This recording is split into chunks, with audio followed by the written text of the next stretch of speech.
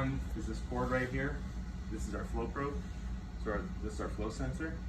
And you can't plug these into the wrong one. So there's only one way you can plug it in. So it just goes red to red, and you plug it in. And that's all you have to do from the circulating standpoint. They'll need, if they want to run this beforehand, they can test it underwater to make sure all the air gets out. They'll need 4 liters of saline in a big bucket, a big basin.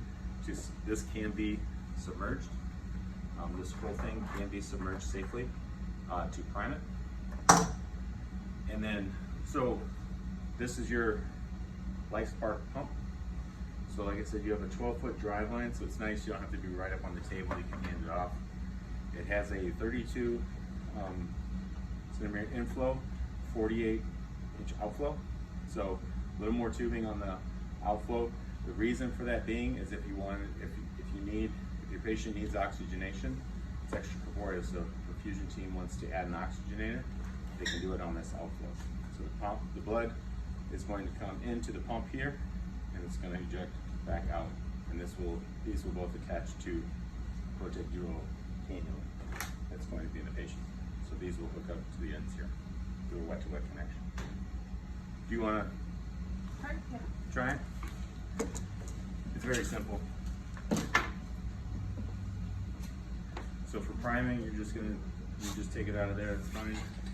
There's 2 60 ml syringes that come with each one. So the easiest way, I always just set it down, and then you hold them both there together. It doesn't matter which one you go into. You don't want to push it all the way in so you want to leave a little bit of air so you don't include it. To the tip? Nope, not quite. So what I mean is you okay, don't right there. So don't push the tip. Yeah, don't push the tip in there. So you want to let it come out. Otherwise, it'll cavitate quite a bit. There we go. It's so good. No, you don't have to restrict it. You just No. I was pulling my hands down for the video. Can you turn on me, darling? Oh, you don't want to see my backside?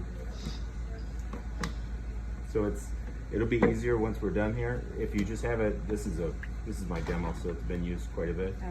You just want to be able to, you want them laying both horizontal, so then it's easier, it'll fill them up.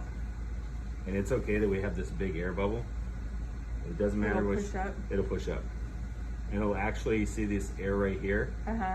This big bubble will actually clear out this air, and you'll see that once we lift it up. There you go. So that's good for now. So what you can do is just take the red into your other hand, see how that bubble just cleared them all out. And then you have one there. Yep, so just lift your left hand up. There you go.